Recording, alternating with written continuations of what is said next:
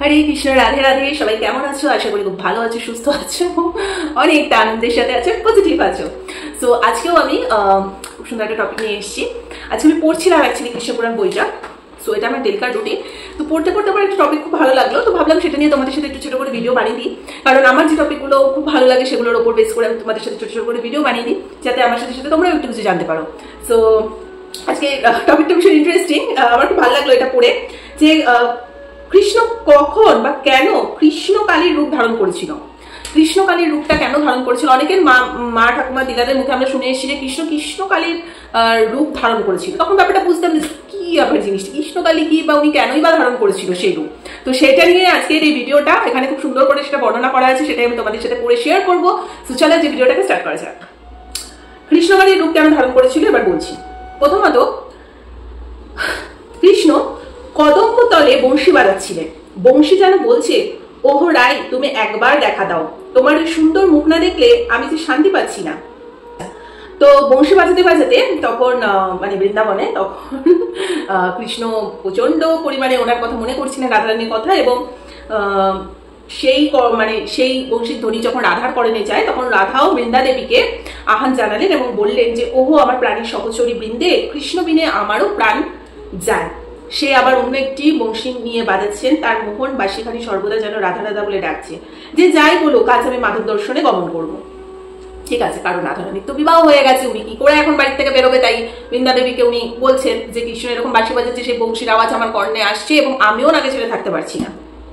হলো, বৃন্দা প্রায় বলতেন, রাধে গো, বৃন্দাবনের সব লোকে জেনেছে তোমাদের গোপন প্রেমের কথা। তারপর কুটিলা যদি দেখে তাহলে বিপদ অসম্ভাবী। কুটিলা মানে রাধারানীর ননদ। কুটিলা জটিলা হচ্ছে না শাশুড়ি। তো বৃন্দা দেবী সেটাই বলছেন যে বৃন্দাবনে কিন্তু অলরেডি তোমাদের গোপন প্রেমের কথা রটিয়ে গেছে, আর এই ব্যাপারটা যদি কুটিলা মানে তোমার ননদ একবার জানতে পারে তাহলে তো একদম বিপদ হয়ে যাবে।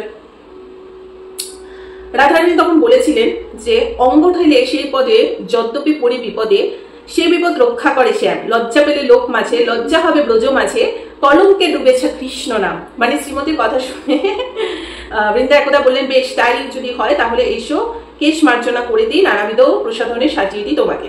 মানে উনি বলছেন যে আমি যদি বিপদেও পড়ি, সে বিপদ থেকে রক্ষা করবে স্বয়ং শ্যাম। ঠিক আছে, আর লজ্জা পেয়ে ব্রজ মাঝে লজ্জা পেয়ে লাভ নেই, কারণ লজ্জা কলঙ্ক আমার কোনো ব্যাপার না, কারণ আমি কৃষ্ণ নামে কলঙ্কিত হচ্ছি, সেটা আমার জন্য প্রচন্ড একটা ভালো ব্যাপার। সো কে কি ভাবলো সেটা আমার দেখে লাভ নেই। তো যখন বৃন্দা দেবী দেখছে যে না, কোনোভাবেই রাধারানীকে আটকে রাখা যাচ্ছে না, আজকে তো উনি যাবেই যাবে কৃষ্ণের সাথে দেখা করতে, তখন উনি বললেন যে চলো তাহলে তোমাকে আমি সুন্দর করে সাজিয়ে গুছিয়ে দিই। আচ্ছা, হলো, সাজসজ্জা কমপ্লিট। এবারে তখন রাত্রি দ্বিতীয় প্রহর। শয্যা শেষ হলে রাধারানী প্রিয়তমের জন্য মানে কৃষ্ণের জন্য ক্ষীর, স্বর, ননি, মিষ্টান্ন, কর্পূর, মিষ্টদক, মশলা এবং মিষ্টি পান নিয়ে বৃন্দার সাথে শুরু করলেন যাত্রা। পথে কৃষ্ণ কথা বিনা অন্য কোনো কথা নেই তাদের। দুর্গম বন্ধুর পথ, মানে ভীষণ মানে ডিফিকাল্ট পথ, তাদের পায়ে বিচ্ছে কুশাঙ্কুর, পথ চলতে কষ্ট হচ্ছিল রাধিকার। যাই হোক, পথ চলতে চলতে বলছেন, রাই আর পথ চলতে পারছি না। বৃন্দা বললেন, এই তো এসে গেছি সখী, আর বেশি দূর পথ না, ওই তো নিকুঞ্জ দেখা যাচ্ছে, আর একটু পরেই শ্যামের মুখ দর্শন করতে পারবেন। আহা, এই লীলাগুলো যখন পড়ি না, মানে একটা আমি ইমাজিনেশনের মধ্যে চলে যাই, ভালো লাগে। আহা, কত pure soul, pure love connection, মানে যেগুলো আজকালকার যুগে মানে এসব ভাবাই যাবে না। কৃষ্ণ আমাদের সামনেই রয়েছে, ওই তো কুঞ্জে এসে পড়েছে, ওই তো কৃষ্ণ একাকি বসে আছে, তোমার চিন্তায় তাকে কাতর দেখাচ্ছে, বৃন্দা দেবী বলছেন। দূর থেকে কৃষ্ণকে দেখে রাধারানী বললে, বিশ্ব বিচ্ছেদ মানে বিদ্ধ হয়ে তুমি কেমন ভাবে নিশ্চিন্তে রয়েছো, তুমি কেন এত নিষ্ঠুর হলে? মদনের পঞ্চস্বর পড়েছে আমাকে উদ্বিগ্ন, তুমি আমার কামনা পূরণ করো, আমাকে তোমার পদ্মধূলি দিয়ে শান্ত করো, আমাকে আলিঙ্গন দাও। গোকুলে আমার পক্ষে রয়েছে, আমার বিপক্ষ রয়েছে, অনেক রয়েছে, ঠিক আছে, তাদেরকে কোনো মতেই জয় করতে পারছি না। মদনকে জয় করা অসম্ভব নয়, কিন্তু সেই বিপক্ষকে জয় করা অসম্ভব। এই অভিযোগগুলো রাধারানী কৃষ্ণকে বলতে লাগলো, যে তুমি এখানে বসে আছো, অথচ আমি কত কষ্ট করে এখানে এসেছি, এবং আমার মধ্যে এসে ভয়টাও কাজ করছে, বিকজ মানে স্বাভাবিক ব্যাপার, ওনার এখন বিয়ে হয়ে গেছে, কিন্তু মানে উনি তো কৃষ্ণকে ছাড়া কিছুই জানে না। ঠিক আছে, তো গোকুলে ওনার বিপক্ষে সকলেই রয়েছে, তো সেটাই বলছে, হে হরি, বৃন্দাবনে অনেকেই আমাকে সদা বাক্যস্বরে জর্জরিত করে, আমাদের এই দুজনের সখ্যতাকে সহ্য করতে পারছেন না। কৃষ্ণ কলঙ্কিনী নামে আমাকে অপবাদ দেয়, সেই বিপক্ষে জয় না করলে বাঁচা দুঃসাধ্য হয়ে উঠবে। এগুলো সব কৃষ্ণকে বলছেন। রাধারানী কৃষ্ণকে বলছেন, হে কৃষ্ণ, তোমার বাঁশিকে ঠিক। এই বাঁশি দুর্বলা নারীদের মনকে মজাতে পারে, কিন্তু শক্ত সবলা কুটবুদ্ধি সম্পন্ন কঠোর হৃদয়কে নরম করতে পারে না। তোমার মুরলীর কোনো গুণ নেই। যে বংশী কুটিলার অন্তরকে ভুলাতে পারলো না, সেরকম বংশী বাজানো তোমার শোভা পায় না। তখন বলছে যে তোমার বাঁশির সুরে তো দুর্বল নারীদের মন একেবারে মানে অন্যরকম হয়ে যায়, কিন্তু যাদের মন কঠিন, কুটিলা জটিলা এই ধরনের মানুষজনের মনকে কেন তারা নরম করতে পারছে না? তাহলে তোমার বাঁশি কি গুণ আছে? কৃষ্ণ বললেন, তুমি রাগ করো না রাধে, আমার এই বংশী স্বর কুটিল বা কঠোর হৃদয় ব্যক্তিদের কানে প্রবেশ করে না। একদমই তাই। যাদের মনে পাপে ভর্তি তাদের কঠোর হৃদয় কি করে প্রবেশ করবে?